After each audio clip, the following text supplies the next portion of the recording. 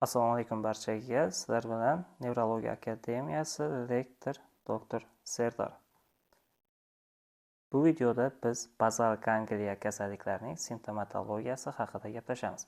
Bazal gangliya kasalliklari asosan ikki xil belgi bilan namoyon bo'ladi.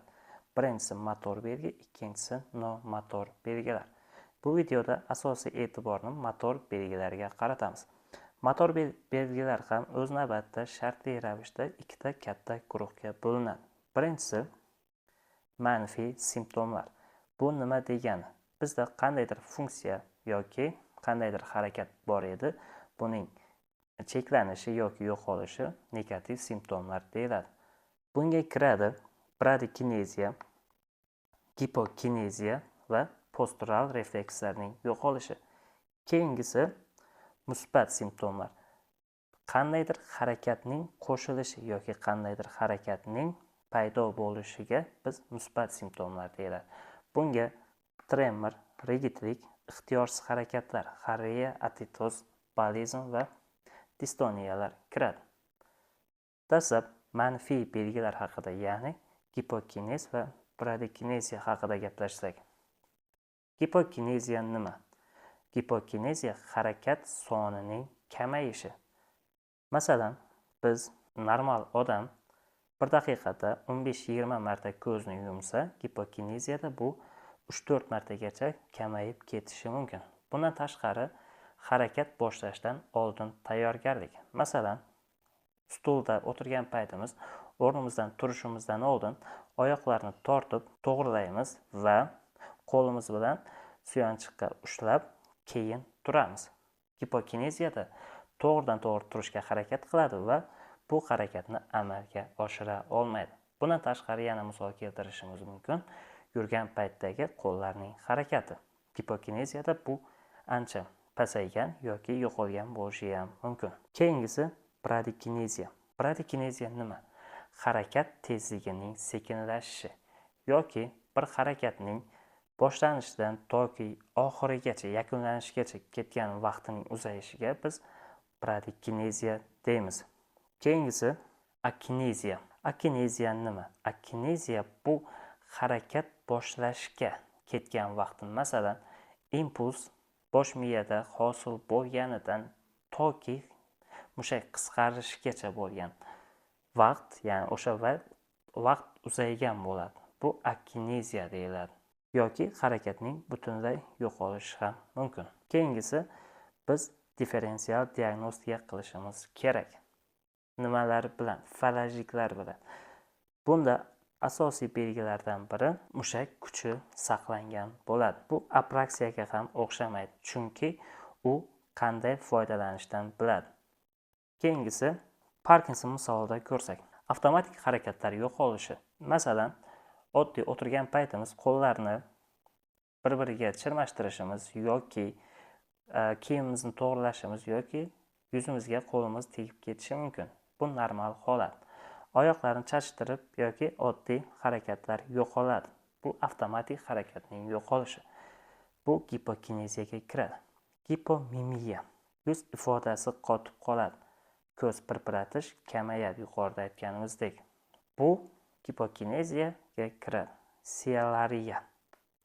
Ya'ni yutinishning kamayishi hisobiga so'lakning oqib turishi. Keyingisi esa nutq, monoton, past ovozda gapiradi. Bu gipokineziya va bradikineziyaga ham kiradi.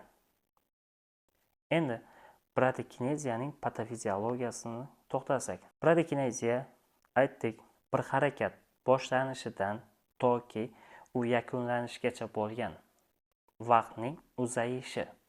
Normal holatda biz qandaydir harakat bajarishimiz uchun bu 3 fazadan iborat bo'ladi. Birinchisi agonist mushak qisqaradi, keyin antagonist mushak qisqaradi, keyin yana agonist mushak qisqaradi. Bradikineziyada nima bo'ladi? Bradikineziyada yuqoridagi aytganimizdan farqli o'laroq 3 faza yetarli bo'lmaydi. Bir nechta, masalan, yuqorida aytdik, 1, 2, 3 fazadan iborat. Bir harakat bajarishimiz uchun bir normal holat. Shunga qanchadir vaqt sarflanadi. Bradikineziyada bundan oshib ketadi. Bir nechtida 3 fazalar qo'shiladi. Chunki bittasining o'zi yetarli bo'lmaydi harakatni to'liq bajarishimiz uchun. Shuning hisobiga harakat boshlanishi va tugallanishigacha bo'lgan oraliq uzayadi. Keyingisi bu yerda Parkinson kasalligida ko'rilgan. Masalan, finger tap test deyiladi. Bu nima degani? Ko'rsatkich barmog'i va bosh barmog'i maksimal ochiladi va maksimal tez-tez bir-biriga tekisiladi. Va biz buni akselerometr yordamida o'lchaymiz. Sog'lom odamda amplitudasi bir xil bo'ladi, ya'ni boshidan oxirigacha. Va harakat oralig'iga e'tibor bering, bir xil. Ya'ni bir harakatdan ikkinchi harakatgacha bo'lgan masofani e'tibor bersanglar. Keyingisi Parkinson kasalligida nima kuzatiladi? Bunda asosan amplituda boshlanishida baland bo'ladi, keyin esa pasayib ketadi. Keyingi masala, endi bir harakatdan ikkinchi harakat orasiga e'tibor bersak, bunda uzaygan, ya'ni bradykineziya kuzatilgan. Ham gipokineziya amplitudasi pasaygan va bradykineziya ikkala harakat orasidagi masofa, ya'ni bir harakat boshlanishidan tugaganigacha bo'lgan vaqt uzayishi hisobiga kuzatilyapti. Bu bradykineziyaning patofiziologiyasi. Endi rigidlik va postural buzilishlar. Rigidlik nima? Rigidlik bu mushak tonusining oshishi. Mushak tonusini oshishiga biz rigidlik deb aytamiz. Qanday belgilar kuzatiladi? Qo'rg'oshin quvuri fenomeni. Bu nima degan? Passiv harakat davomida qo'llarda yoki oyoqlarda, umuman ekstremitilarda bir xil qarshilik kuzatiladi. Bu nima uchun kerak? Bu biz falajliklardan farqlab olishimiz uchun. Chunki agar falajlikda dastlab qarshilik kuchli bo'ladi, keyin esa birdan yo'qoladi. Bu shunisi bilan farq qiladi. Keyingisi tishli g'ildirak fenomeni. Bu fenomen asosan rigidlik plus tremor qo'shilishi natijasida paydo bo'ladi deb taxmin qilinadi. Keyingisi lokalizatsiyasi. Asosan bukuvchi mushaklarda ko'proq namoyon bo'ladi. Endi rigidlik va spastiklikning to'xtasak differensial diagnostikasiga. Endi dastlab tezligiga bog'liq emas rigidlikda. Bir xil qanaqa tezlikda passiv harakat bajarsak ham qarshilik bir xil bo'ladi. Spastiklikda esa tezlikni oshirsak qarshilik shuncha kuchayadi. Keyingisi pichoq fenomeni. Bu nima degani? Xo'p, bunda dastlab qarshilik kuchli bo'ladi spastiklikda, keyin bo'shashib ketadi birdan. Rigidlikda esa boshidan oxirigacha bir xil qarshilik ko'rsatadi. Keyingisi tendon reflekslar, ya'ni pay refleksi o'zgarmagan bo'ladi. Spastiklikda esa hiperrefleksiya kuzatiladi. Keyingisi postural instability, ya'ni muvozanat saqlay olmaslik. Flektoriya nima? Flektoriya bu tananing egilishi. Asosan gavda, bo'yin, oyoq-qo'llarning ixtiyorsiz egilgan holatda bo'ladi. Buning natijasida nima kuzatiladi? Bunda og'irlik markazi o'zgaradi, ya'ni oldinga siljiydi. Tik turganda bu umurtqalarga tushishi kerak edi, lekin tana egilgan holatda bo'lgani uchun bu oldinga siljiydi. Oldinga siljigani uchun odam qimirlamay tursa oldinga yiqiladi. Agar biz buni yiqilmaslik uchun biz oldinga qadam tashlashimiz kerak. Bu festinatsiya deyiladi. Ya'ni festinatsiya nima? Yiqilib ketmaslik uchun oldinga qadam tashlash. Nima uchun kichik qadamlar? Chunki bunda bradykineziya kuzatilayotgan edi. Shuning uchun kichik qadamlar bilan oldinga yiqilmaslik uchun oldinga bosadi. Bu qayergacha davom etadi? Qayerga? Qachonki kimdir uni ushlab olmagunigacha yoki devorga borib urilguncha davom etadi. Keyingisi o'nglanish reflekslarining buzilishi. Masalan, kutilmagan turtkiga nisbatan biz normal odam bir uzog'i bilan ikki Parkinson kasalligida retropulsiya yoki propulsiya kuzatiladi. Orqaga itarganimizda yoki yelkasini orqaga tortganimizda bemor 3-4 qadam tashlaydi. Kichkina qadam bilan, unda ham katta ehtimol bilan o'zini tiklay olmaydi. Xorreya haqida to'xtalsak, xorreya nima? Bu tartibsiz, noritmik, ixtiyorsiz sakrovchi harakat. Bunda asosan qayer zararlanadi? Zararlanadi asosan striatum, ya'ni kavdat yadro bilan putamen zararlanadi. Eng klassik belgilardan biri, ya'ni kasalliklardan birisi Huntington kasalligiga qarasak, bunda asosan kavdat yadro atrofiyaga uchragani uchun qorinchalar kengayib ketadi. Xorreyalar yana qanaqa belgilar kuzatiladi? Asosiy belgilardan birisi gipotoniya. Bundan tashqari yana kuzatiladi pendulyar refleks. Pendulyar refleks nima? Tizza refleks chaqirilganda oyoqning mayatniksimon harakati bir necha bor harakatlanadi. Bunga pendulyar refleks deyiladi. Bundan tashqari yana kuzatilishi mumkin xorreyalarda sog'uvchi ayol. Ya'ni bemorda qo'limizni siqishni so'raganda bir tekis siqmaydi, ya'ni siqib bo'shab siqib turadi, ya'ni sog'uvchi ayol fenomeni kuzatiladi.